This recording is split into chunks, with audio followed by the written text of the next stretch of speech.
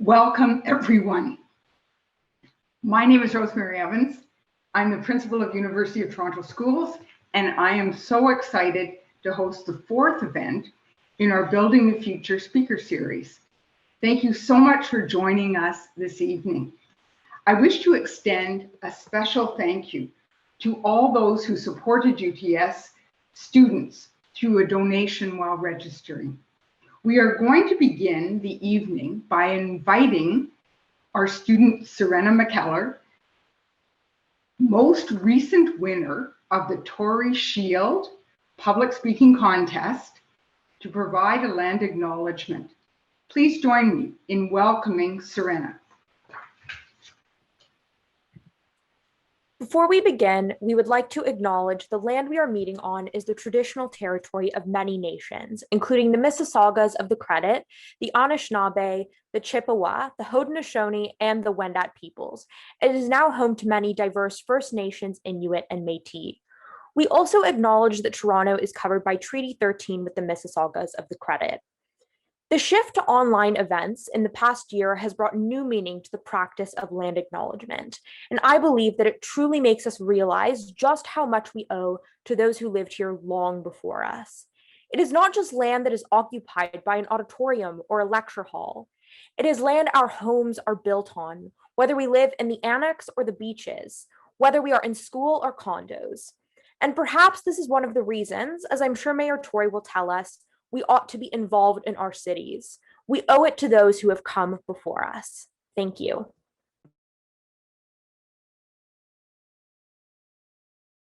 Thank you so much, Sarenna. We are thrilled to be here today with Mayor John Tory, a member of the UTS class of 1972. Following my introduction, Mayor Tory will discuss community engagement and the importance of being involved in your city. At the conclusion of the formal remarks, current UTS captains Jaden Lo and Aliana Niezova and incoming captains Emily Liu and Caleb Naw will each pose questions to Mayor Tory. Now, on to the introduction. Since 1920, 9 members of the Tory family, spanning 3 generations, have attended UTS. During this time, his time at our school, Mayor Tory was the Lewis prefect, the head of the Public Affairs Society, the editor of the Twig, our yearbook, and he founded a school newspaper, which is still in circulation and now known as the Cuspidor.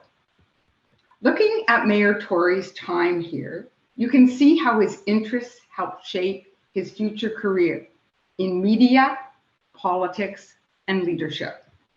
During his distinguished career, Mayor Tory has served as a partner in the prominent law firm Tory's LLP.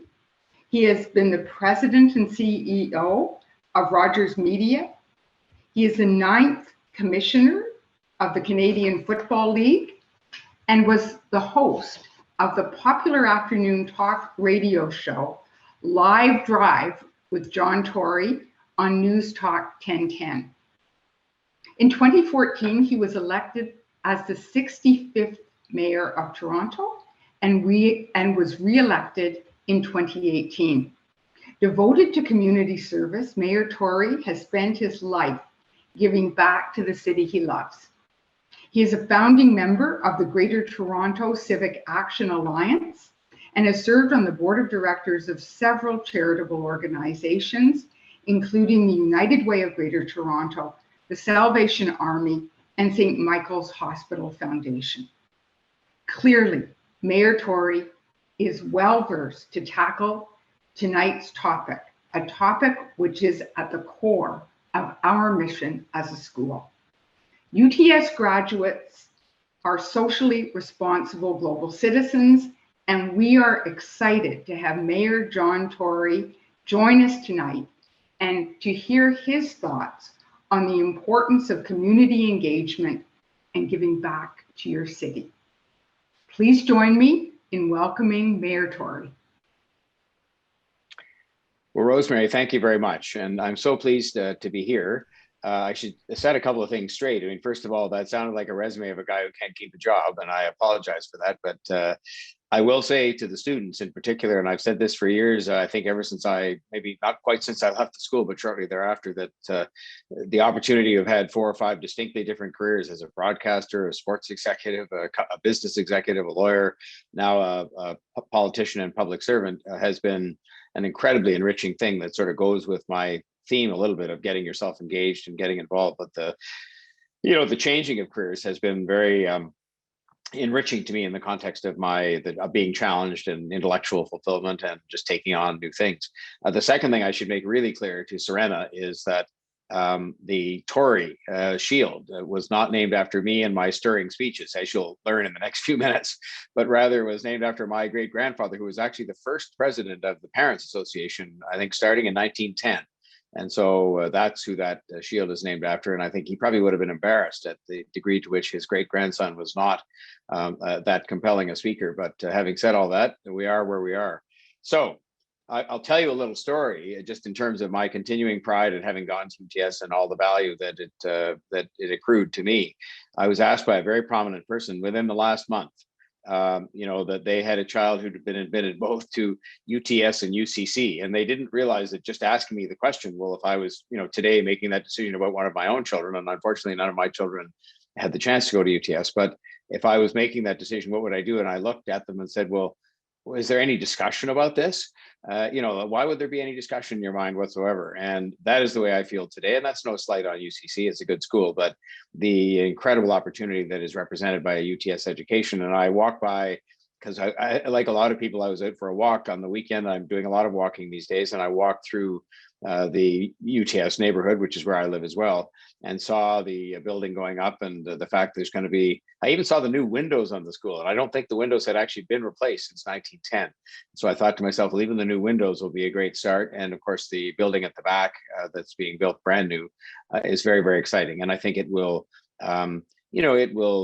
finally, after all these years, invest in the potential of the people who go there, because mostly it's about the people and the teachers that are inside the building, but it also is decent facilities. Like we say about the hospitals, I mean, you can have 21st century care in terms of the skill of the physicians, but if you have a building that's old, it just inhibits to some extent your ability to produce something that's truly 21st century in that regard. So I just think that's it's very exciting. I guess this resume, I at the time when we founded that newspaper, by the way, this was a very big scandal that there should actually be a student-produced newspaper that was not sent to the authorities for editing.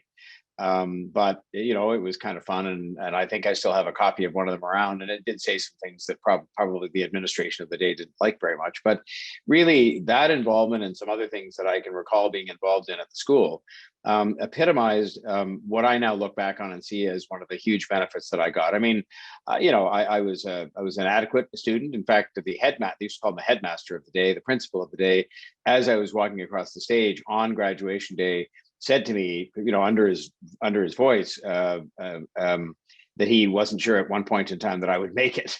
And so, that being said, I grew immensely while I was there, and it made a fundamental difference in my life to get involved in as many things as possible. And indeed, when I was at law school, for example, and I did quite well there as a student in terms of my marks, but I was involved in everything. And I think it one feeds the other in terms of making you a complete person.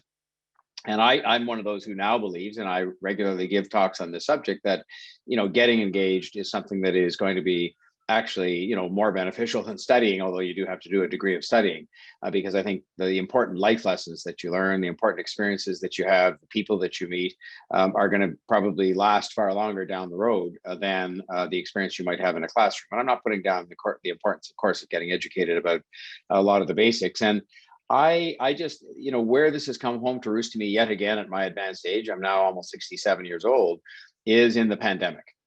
In the pandemic, we have seen an extraordinary amount of citizen engagement in the life of the city and in the well-being of its residents. And whether you're talking about mental health, whether you're talking about food security issues, whether you're talking about the vaccination hesitancy and how you deal with that, whether you're talking about testing and the hesitancy that existed about that, what we found is the only way we could get around most of those things was not by government doing everything, but by asking and relying upon people to do things. Why? On something like vaccination hesitancy, it may be the best thing in which to, to cite as an example. The people that were hesitant about getting vaccinated, some for historical reasons, because racialized communities, remembered from being told that, that those same communities, not as much here in Canada, but in the United States, were used for medical experimentation purposes in the not too distant past.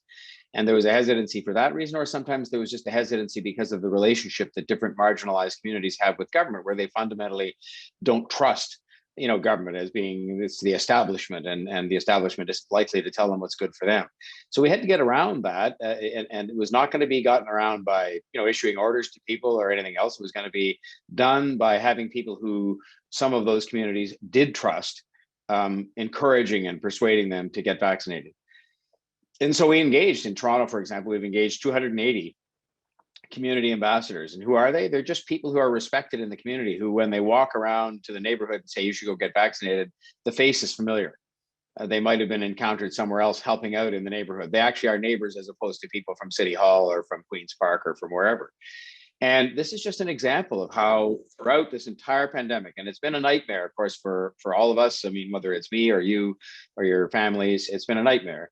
But the parts that have worked, and we set out from the beginning of the pandemic to say that what we were going to do, beyond trying to manage it as best we could, and beyond trying to keep the city going and the basic services we had to keep going and keeping the finances in some degree of order, what we set out to say we were going to do as a top priority was to look after our most vulnerable residents.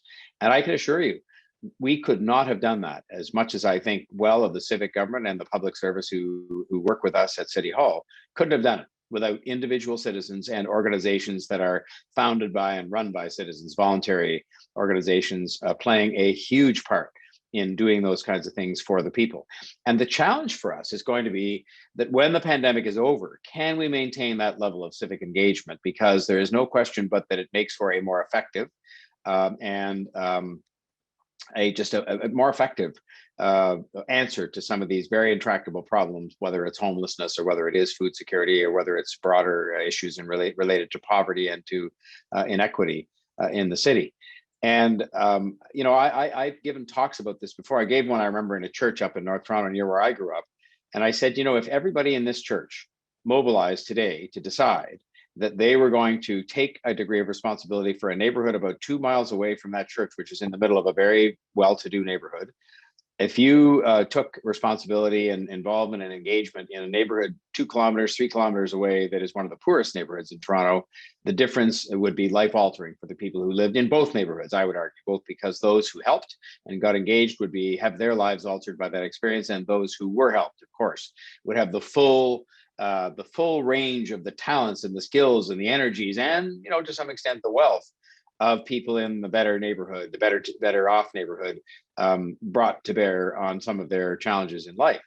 And I think that after the pandemic is over, one of the things I'll be striving to do is to see if we can keep the network of services in place. And some of that has relied on government support to be able to allow those organizations which have a struggle themselves financing themselves to help them help out.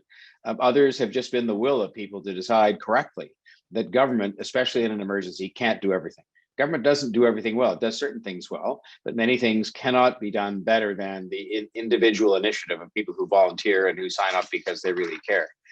And I believe that this kind of engagement is something that you, I hope, are gleaning from your UTS experience. Because when I look back on mine, I had many positive things I could say about the UTS experience. I talk often, notwithstanding how poorly I speak, that they made us get up and talk many times each week, and which was a wonderful experience in terms of overcoming that hesitation a lot of people have.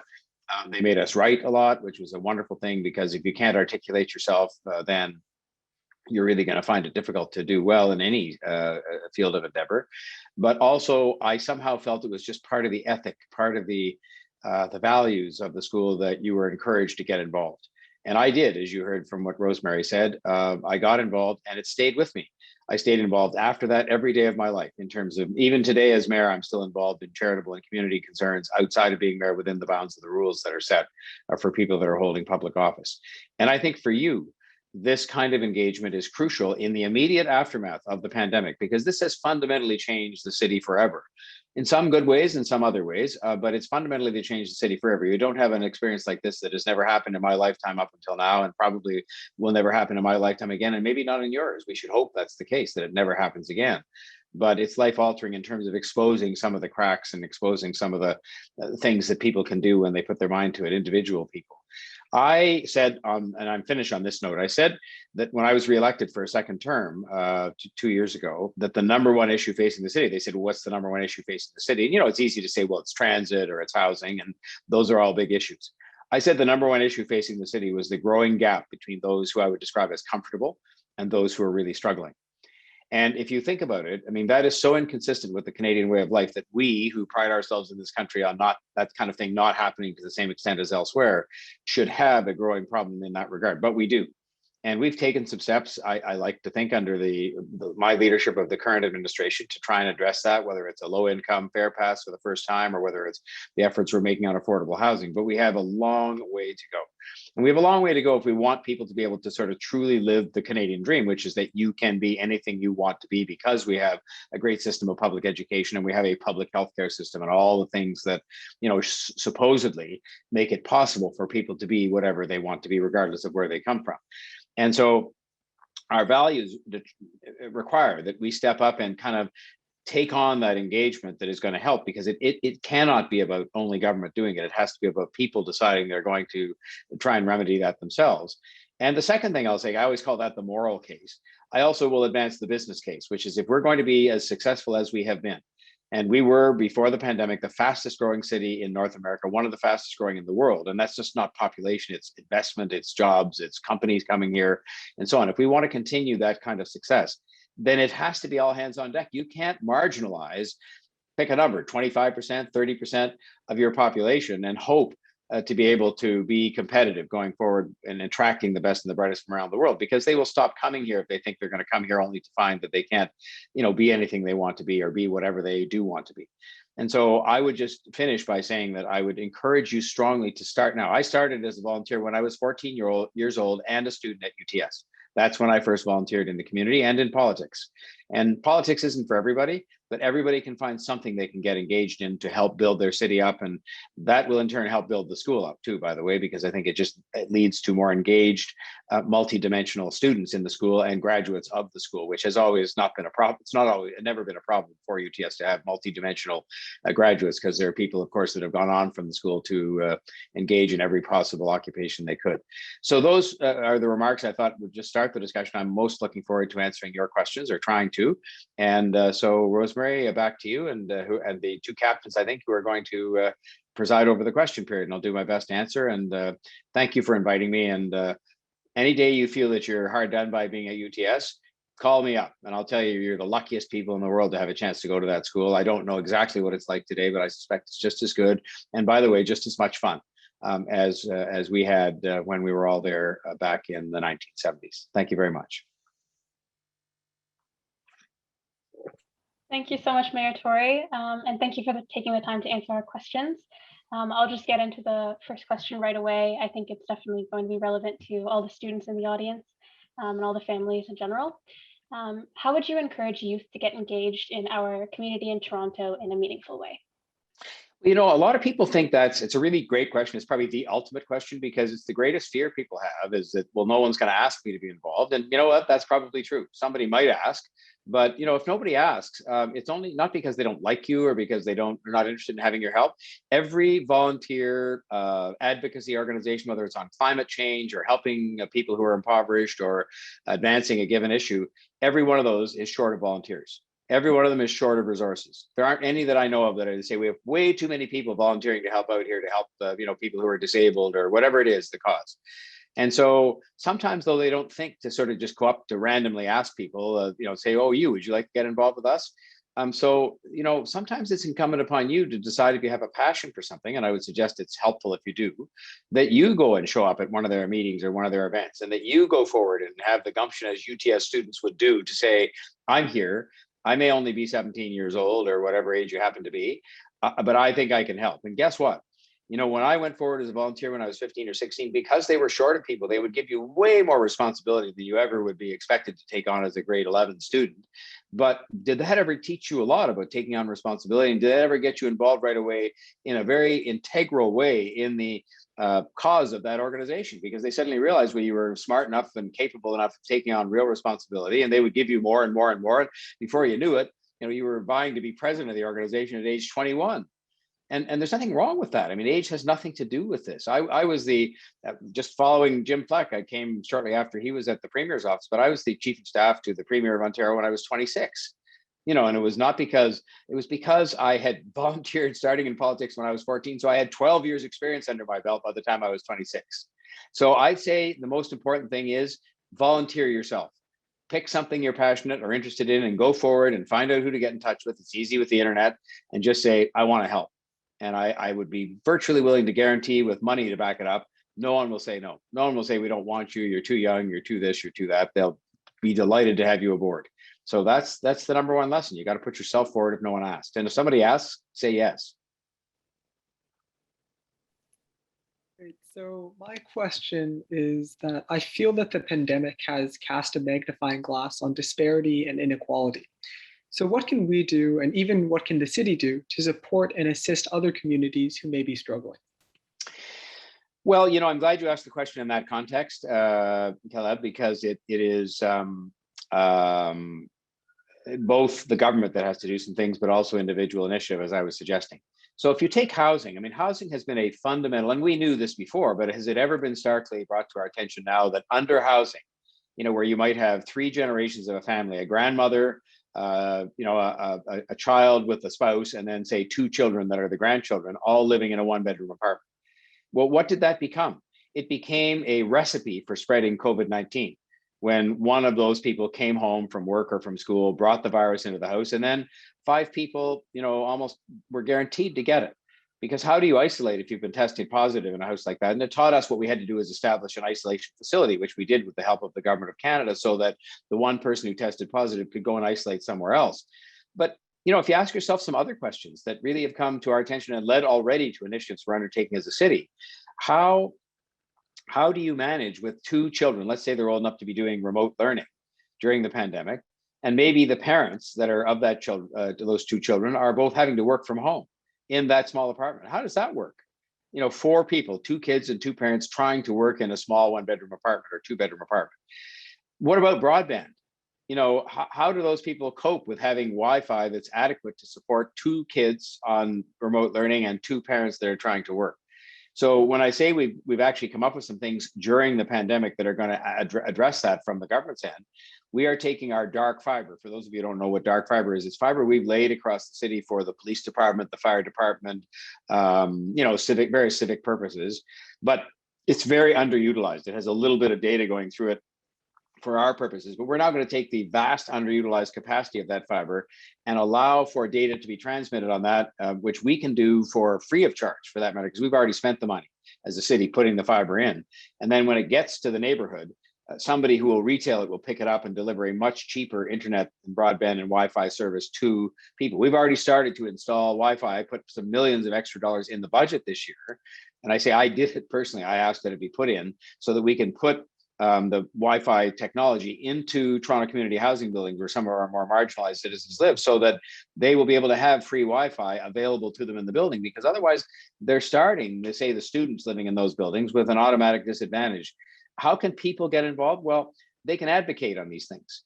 You know, oftentimes the people in the marginalized communities don't have people who speak for them, and you can speak for them. Some of you will have grown up in those communities and can speak for the people that you might think you're leaving because you want to move on to a different place in your life. But, you know, if you don't forget your roots or the roots of some of your friends or relatives, and then you can get involved in some of these organizations. Again, you don't have to live in Jane Finch to decide you want to make a part of your volunteer life helping people who live in Jane Finch, which is a marginalized community, of course, in our city. And so I think a combination of government taking steps to learn from the lessons of COVID-19, some of which we knew before, admittedly. Secondly, the utilization of underutilized resources to sort of try and remedy some of those problems. Thirdly, individual involvement. And fourthly, advocacy on the part of people who understand that we need to do more to address housing, for example. And we're doing a lot more than we were before, but still not enough. And so that's as best I can answer that question. Thank you, Mayor Tory. You touched a little bit about maintaining civic engagement and the growing gap between those who are comfortable and those who may be struggling. My question is, what have been the biggest challenges that you and your team have faced these past few months?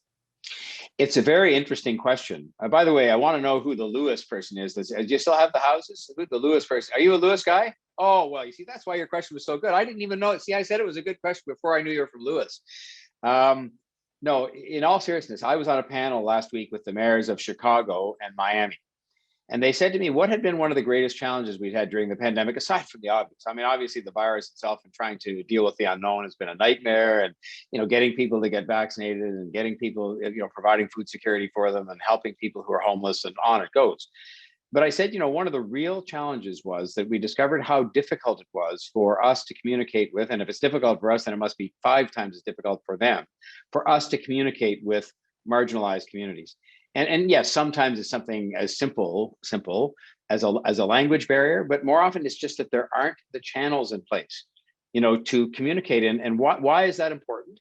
Well, because when it came to understanding what the depth of the food security issue was, or understanding the challenge of moving people who needed to be isolated out of the 2-bedroom apartment I made reference to, or convincing people that they should go to some place to learn about why vaccines were not something dangerous, but were something helpful to them, we found it was very challenging to communicate with them, because, you know, I can communicate easily to UTS students and maybe to many of their families, but there are many, many families in Toronto for whom it is very difficult because they don't necessarily kind of, you know, use the traditional channels, if I can call it that, of communication. They don't even necessarily trust the people who might communicate with them. You know, they might think, well, that mayor, you know, John Tory, I see him on TV and so on, but I'm not really sure when he talks to me about vaccinations, whether I sort of believe what he's got to say. And it's not maybe because they have anything against me, but they just are, I'm an authority figure, and they're thinking, well, they're not too sure about that. So I would say that is a huge lesson. It's not the only one. I could give you 100. But I've learned a lesson every day in the whole year of this pandemic, and quite a few most days. But that is one that is, we've got to overcome that, because when you're running a city of 3 million people, when you're dealing with an emergency, when you are dealing with even the day-to-day emergencies faced by people when we're not in pandemic times, the difficulty in communicating with people becomes almost fatal to trying to resolve that problem, because you just don't have an easy way. And by the way, I would say to you that the way we've used in the end to get people to go get vaccinated is the good old fashioned way, with all the technology we have, and even the fact everybody, even in marginalized neighborhoods, has a cell phone. We have hired up people, they're trusted people from the neighborhood, and they're going door to door, knocking on doors saying, hey, by the way, you can go downstairs and get vaccinated. You know what? It's working. And so, you know, that's the solution we found for now. But I kind of believe with the technology out there that it is actually quite pervasive. We can do better than that. And I think it's a big challenge for us going forward, you know, because the next emergency might be one that actually is a real one day, one time, terrible, you know, emergency. God forbid it should be. But, you know, then you need to communicate with people instantly. You don't have weeks to hire up people to go knock on doors to convince them to get vaccinated. So we've just simply got to find a way to sort of bring the city together and communicate with each other better. Thank you, Mayor Tory. And adding on briefly to your most recent point about community engagement in vaccine, what are some other ongoing initiatives that are aimed at increasing community engagement in Toronto?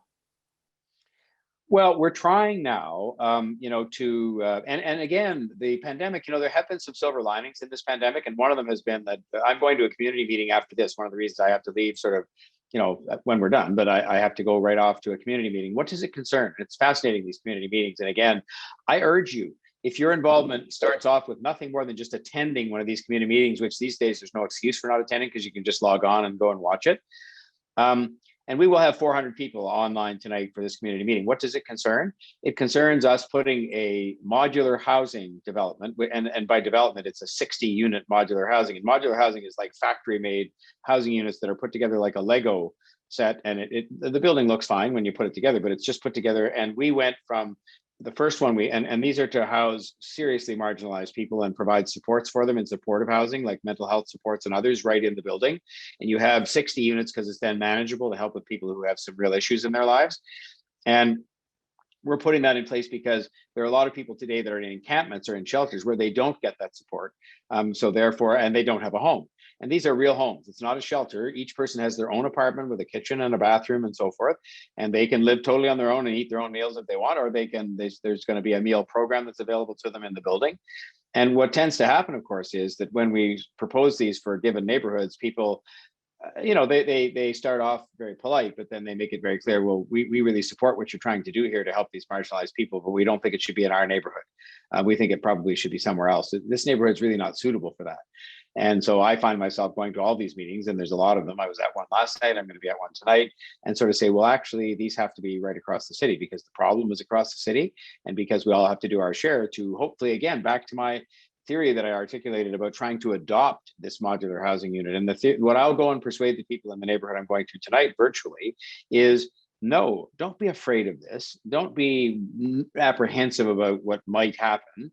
Decide that all the resources of this neighborhood, which is a comfortable neighborhood, are going to be put to adopting, or pick a less patronizing word, but to embracing these people and supporting them.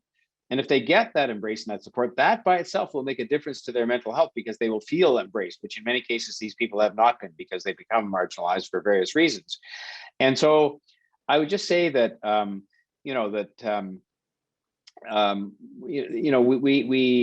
we just have to decide as people that we're going to positively engage ourselves. And it's been hardening to me. I will say that it's been kind of less than a majority of the people that come to these 400-person meetings who will say, I belong to the church. And to be honest with you, it's often churches that will say, I belong to the church. We're going to go in there and we're going to serve a meal once a week to the people who live in this building, or we're going to go in there and have a trivia night with them, or we're going to go in and decorate their place for the holiday season.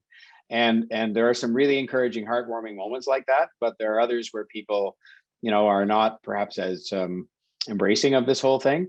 And I just think that one of the things people can do is to decide that they're going to get themselves involved in reaching out and addressing, the problems faced by a marginalized community. And there's so many of them that there's a wide variety of things you can get yourself involved in. Again, it's back to what I said at the beginning. Go and volunteer in an area that interests you, an organization or an area that helps marginalized people. I guarantee you they'll say yes, and you'll immediately be involved in what you've asked about. And that is going to reduce that gap, because all those people are looking for is a chance. They've all gone to school. I'll tell you one final story, and I'm sorry I can't help but to tell these stories, but I went to a meeting with a group of Somali moms on a Saturday, and they've had terrible problems in the Somali community with some of their kids getting involved in with the wrong people and getting involved in some very bad activity, and it's cost some of them their lives. And the moms said to me, and it's the moms that convened this meeting, and I went to see them, and they said, John, we think we've done all the right things. And they live up in the northwest corner of the city, in sort of Rexdale. We encouraged our kids to stay in school because they talked about dropping out. We even encouraged them to go to college, which most of them did. So most of these kids, when I say kids, they're like 20, 21 years old. They went to college and finished college because their moms told them they had to. And yet these kids now, when they hear about the technology boom that was going on in downtown Toronto before the pandemic, and actually still is, in terms of new jobs, new investments, new head offices being located here and so on, we feel that might as well be on the moon. That is so far away from our kids and where they live. And we've got to connect these things up. That's why building transit is important, not so you can have a line on a map, but so that people are connected to opportunity. Because those kids living in Rexdale, I dare say, if some of them knew about UTS, some of them might have applied and some of them would have got in, because they're very smart. There's nothing wrong with their brains. They weren't born to live in an environment of lack of accomplishment. They want to be many of the same things that you want to be. Because I've gone and sat down with them and said, what do you want to be in your life? And they'll say, I want to be a doctor. I want to be a physicist, a teacher. They say everything, all the same things any kids would say. But the question is, how many obstacles do they have in their way to stop them from getting there? And it's back to what I said earlier about a moral case and a business case. Morally, how can we leave people in those neighborhoods unconnected to the opportunity that is Toronto and will be Toronto after the pandemic again? And secondly, on the business case, how can we afford to write off in a certain way 20%, pick a number, of the people who are kids like that have gone to college and have done all right and have a really great brain in their head and have ambitions, and just assume, well, I guess they just didn't make it. And worse than that, maybe they get in trouble because they didn't make it and they're frustrated and alienated and marginalized. And so, I think that the answer is for us to sort of reach out to them and to make sure that we reach, various of the supports they need. That's just what they need, a little bit of a hand up, a little bit of extra support, not a handout. That's what they need. Thanks, Mayor Tory. I absolutely agree. Now, my question is sort of adding on to Emily's. So I was wondering if you've seen any specific examples of inspirational communities, standout communities really, that have shown resilience and creativity to serve and connect during this unprecedented time. And furthermore, are there any lessons from these communities that UTS can take away from? Well, all the ones that I mentioned have done, magnificent service. So I'll pick the area of mental health. We put in place something that, again, was something that was not in place before the pandemic. But if you dial 211 in Toronto now during the pandemic, you have a mental health issue, even if you're just struggling and you're getting depressed, as a lot of people are because of the experience of the lockdowns and so on, you'll be connected directly. They're not going to take a message and say, well, pardon me, we'll call you back in a week. You'll be connected right then and there with a mental health professional. And we've done it in a culturally sensitive way. So that's LGBTQ, Asian, Black Torontonians, seniors, newcomers, so that we've got culturally sensitive ways in which people can be helped with some of their mental health struggles they're having. Some brand new to them. They never had a mental health issue before. And a lot of that is being done, yes, by professionals, but also we're being helped immeasurably by volunteers, because all the organizations, like the one in the Black community is called Taibu. There's more than one, but it's the most renowned organization that helps Black Torontonians with their mental health issues, among other things they do. And they have many, many, many volunteers helping them to do that. And these are the volunteers that I'm talking about who have done, yeoman service, the food baskets that helped. We've, as a city, with the Red Cross mainly, delivered 50,000 food baskets to seniors who were told not to come out of their apartments because it would be dangerous for them from the standpoint of COVID. Well, of course, some of them were perfectly able-bodied and did all their own shopping, and we're very proud of that. But we're saying to them, don't come out because you will be exposed, and at your age, you're much more susceptible to COVID-19. And so somebody had to deliver food to them. And we've delivered, the number's outdated, I'm sure now, it was 50,000. That's mostly been done by volunteers. So I would say I could tell you 100 inspiring stories. And the question is going to be, can we keep all those people involved in causes like that? Maybe with some shift of exactly what they're doing, because it will be a different need that will exist, but can we keep those people involved?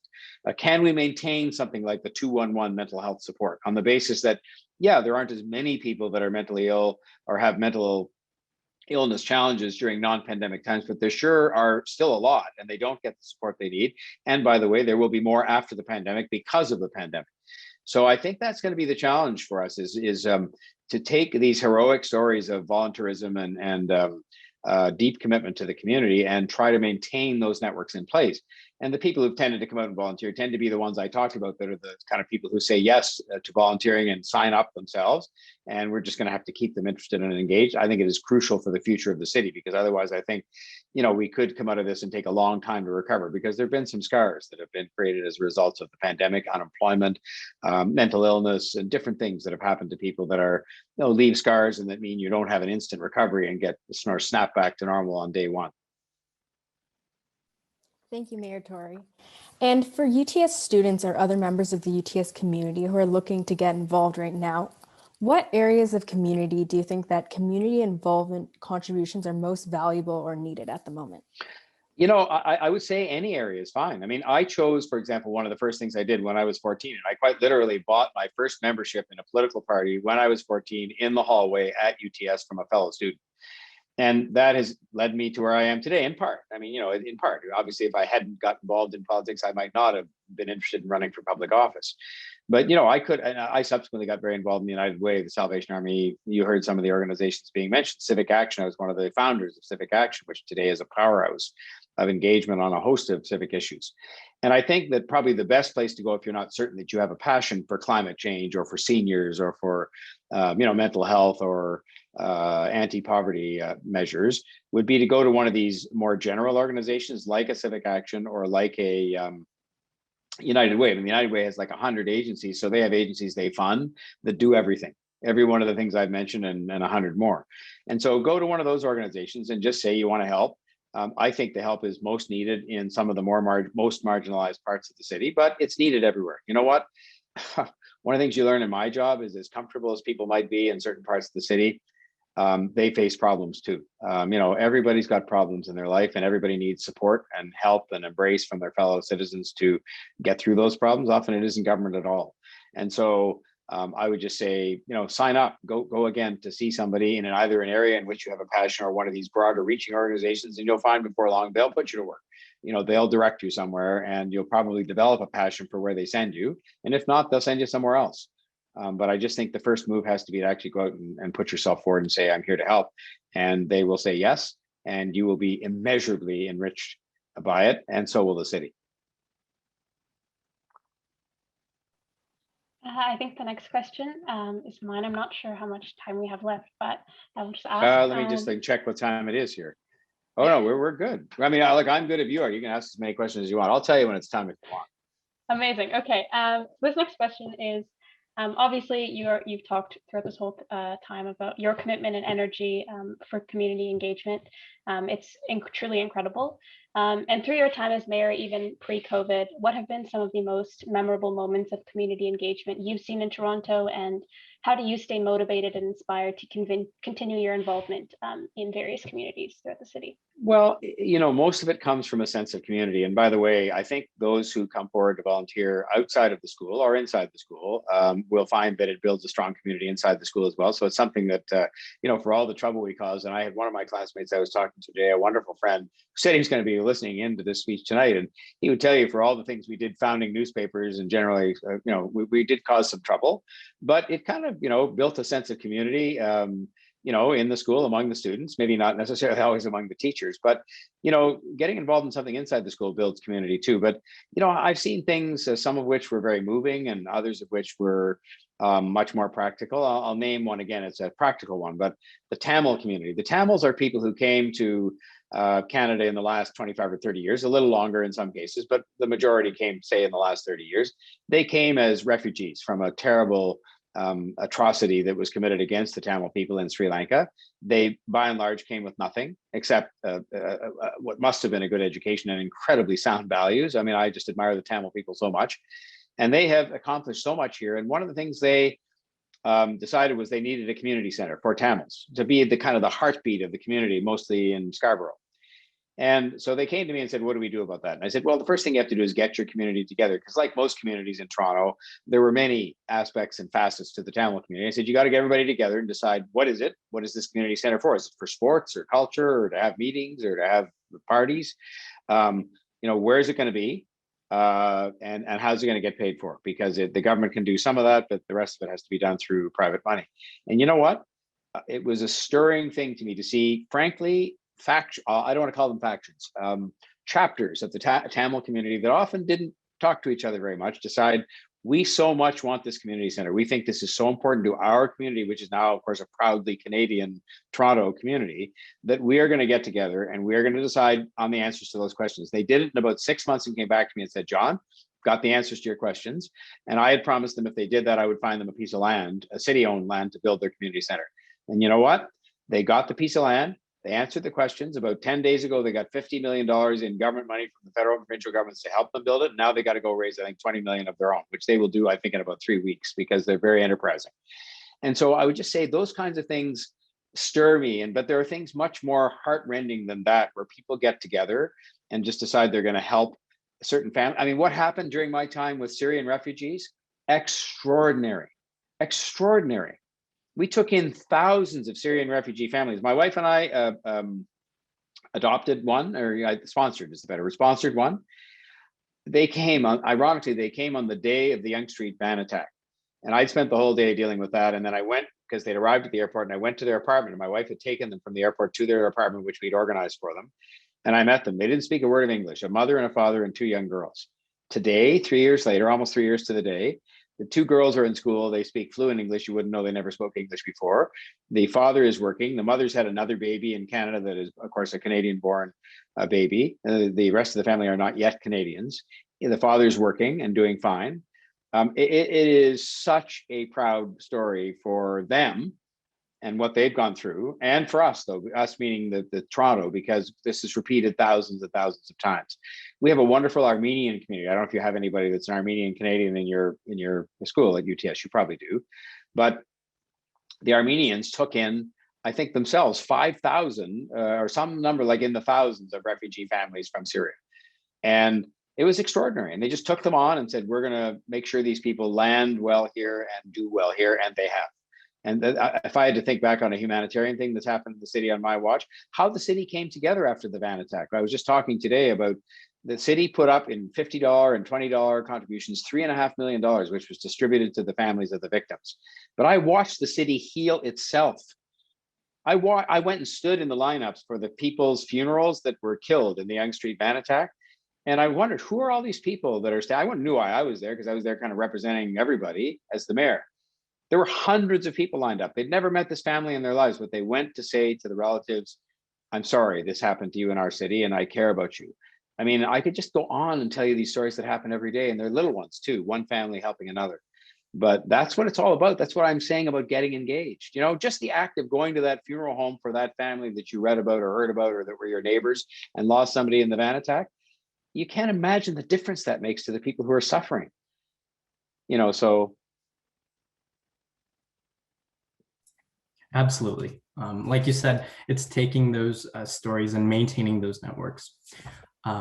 So with the constant uncertainty about the future, I guess, how has the approach to planning for citywide events or projects changed due to the lockdown? Well, we're having to tell people, unfortunately, a lot of organizations, you know, when you're planning a big event, of course, whether you're doing it in the community, most of the big events that go on, Pride is a community-led thing. It's not a government thing. I mean, we give them some money, but they organize themselves, or Taste of the Danforth, or, you know, the Taste of Asia, all these things are community-based festivals, and they have to be planned months ahead. And that means signing contracts. And a lot of these organizations don't have a lot of money, so they can't just sign a contract and then say to the supplier, well, sorry, can't you take a joke? We're not having the event this year. So, you know, they have to make a decision with us way back of the actual event based on our best projections as to what's going to go on with the health situation. And so, you know, we basically canceled all the events up to Canada Day now, because we know that no matter how well things improve, and they've sort of started to stabilize, but they're still not great, that it's going to take that long before you, I mean, a crowd scene like Pride or Taste of the Danforth, we will not be having a crowd scene like that for quite some time, because that's kind of people, and part of the appeal of going to those things is you're in a crowd scene, you're jammed up with other people and you're kind of celebrating just being there. And so it's really affected things a lot. And that, of course, has affected a great source of joy in the city. Because, you know, in a big city, there are lots of reasons to be glum from time to time about the traffic and, you know, just stuff, you know, work. But you have to have senses of joy that come from the arts and come from, you know, these events and so forth. So it's been very discouraging. But I can just tell you, we've got a whole kind of kickstart program for the city planned, and it's all, I describe it as being in a shoebox up on a shelf. So when the time comes when the health numbers are good, we just have to pull the shoebox down off the shelf and push what I call the green button, and we're ready to go. Like, we've got a program all ready to go. It's going to involve artists in neighborhoods. It's going to involve shop local, dine local, a lot of stuff like that to get people re-engaged with their city and understanding they can come out now and enjoy the city a bit where they've been told not to for so long. But it makes it very, very difficult. And it makes it difficult to maintain a positive spirit, because people are very dispirited right now. I understand that. If you can't imagine how badly I feel every time I show up at one of these press conferences and announce 5 new events that are canceled. 5 meaning events that people are still hoping, well, maybe there's time, you know, for that. They're asking me today, the media, did I think we'd be able to go to a music concert or see a sports event by the end of the year in a crowd scene? Because in the US, of course, they're moving to do that. And I said, I didn't know. I mean, it's going to depend on the health numbers, and the public health people will give the advice, not a politician. And we'll have to see how things go. Right now, we're still, you know, we announced today that the numbers had stabilized for the last 4 or 5 days, but they've stabilized at 1,000 new cases in the city of Toronto every day. That is not a stabilization that allows us to say, sure, well, let's go ahead with the Taste of the Danforth in August. Not even that far ahead. You can't say that when we're still at 1,000 cases a day. It just isn't adequate. So the vaccinations are going to help a lot with that. And you've seen that in other countries where they're a bit ahead of us on vaccinations, but it's going to help a lot. But I just will have to say it's changed. But by the way, when you said something about tough times or whatever, I am incredibly bullish about the city. And people hear me say that and they say, well, how can you be so bullish? There's been a bad time. I say, well, look, If you look at what made this city one of the most successful in all of North America and in the world, you know, we're routinely top 10 most livable cities in the world chosen by The Economist, routinely top 10 safest cities, routinely, you know, we're a top 10 global financial center, top 10 for tech talent to go, top 3 in North America for tech talent, ahead of, in the last couple of years, Silicon Valley and New York City. Why is that? Because we have a lot of smart people here produced by our education system, including UTS, but not limited to that. The public school system produces a lot of smart people. We embrace everybody. We have open immigration and we embrace people from all over the world. So the best and the brightest can come here and know that whatever their skin color, whatever country they come from, whatever their faith, whatever their sexual orientation, they will be embraced here. Not perfect, but we're doing better than most. We're close to the United States, which is good, but not quite there. We have a critical mass of industry. I could go on. All of that is still here. This city is going to be as much of an opportunity for you when you finish college as it was before the pandemic. I'm very bullish on Toronto. There's no reason not to be. Zero, none. Right now, when it comes to people, smart people from around the world who are deciding in the post-pandemic world where to come, we are competing very well with New York and London as a place to come. We're winning people that otherwise would say New York and London. You would have thought, well, what chance do we have of getting those people to think of those two cities? We're winning a lot of people because they want to come for the quality of life and they want to come for the respect that we show each other here, you know, that they can see in how we live. Awesome. Again, thank you, Mayor Tory, for spending the time today. So we had one final question. I think we're all pretty excited to hear your answer for this one. And our question is, what are you looking forward to most after the quarantine? After the lockdown? For me, it's pretty simple stuff. Like I just love in the relatively short spring and summer that we have going and sitting on a patio. So that in terms of a personal experience that I would have on doing something I can't do right now, but I'll say something even more important than that. My wife and I have 5 grandchildren, a 6th on the way.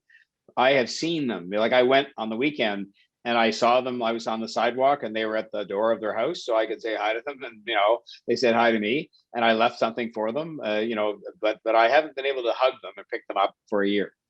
And you miss that. I mean, this is an important part of your life too. And believe you me, I was asked. I gave a talk like this, at Ryerson last week, and they asked me questions about work-life balance, which none of you have asked because I guess you're not thinking yet much about work, which is good. And I said I hadn't done very well at that test. I've done okay at some other things in my life, but the work-life balance I kind of haven't done very well. And the people who paid a price for that were my family, because I was not around as much as I should have been, and me, because I miss things that you can't do over again.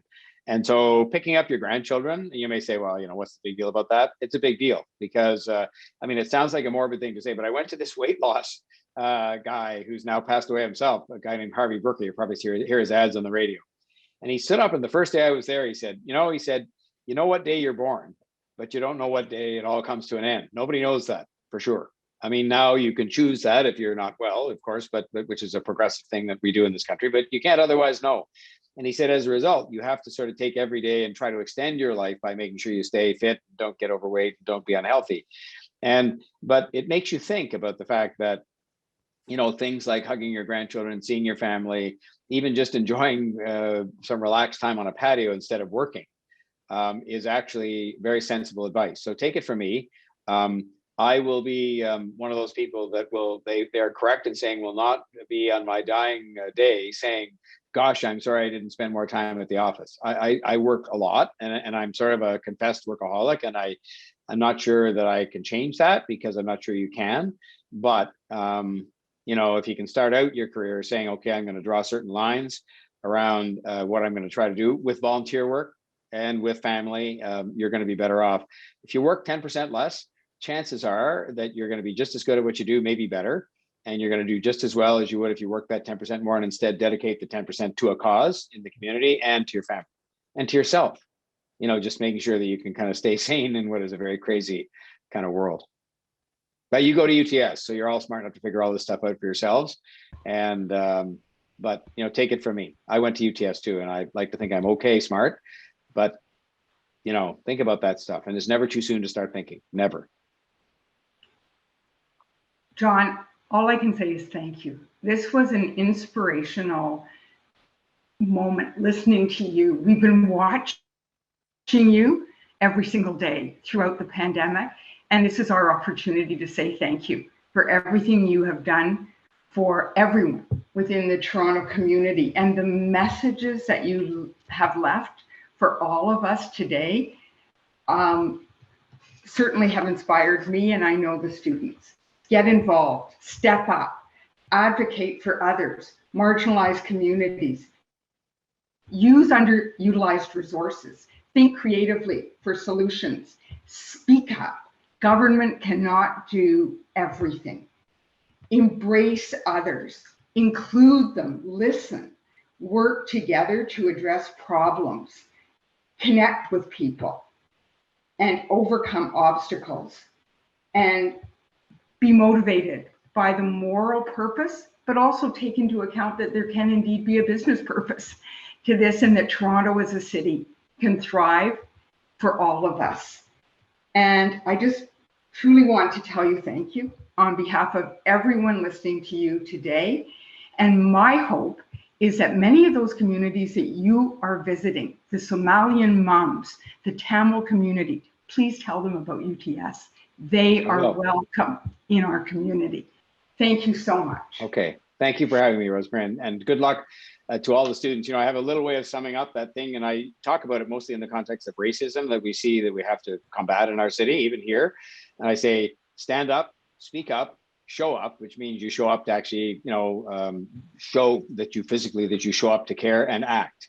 Stand up, speak up, show up, and act. And if people do all those things, you know what, we're going to build a great city here. This is a globally admired city, and we just got to keep it that way. The one thing to get on the top of the list of the 10 most desirable places in the world to live, it's another thing to stay there. And so, we all have that task going forward into the lives of these very bright young people that I've been pleased to be with tonight. And I'm proud of having gone to the school, and they should be proud of the fact they're there, and they'll see it'll produce immense benefits to them in their lives going forward. It's the best school ever. And that person who asked me about the choice between UCC and UTS, I mean, get serious. Come on. Thank you. Okay. Thank you very much. I want to thank Jaden, Aliana, Emily, and Caleb, and Sarenna for her wonderful land acknowledgement. I want to thank Josh Bullen, who worked with the students to come up with those good questions. And we want to thank you for everything that you're doing once again, and for all the role you have played in supporting UTS. And we have a special invitation for you to come back and visit that new school that you walk by as soon as the doors are open and walk through. So the UTS community is strengthened by your connection with us, and we want to really offer you our gratitude. Thank you. Thank you, Rosemary. Thanks very much, everybody. Have a good evening. Good night.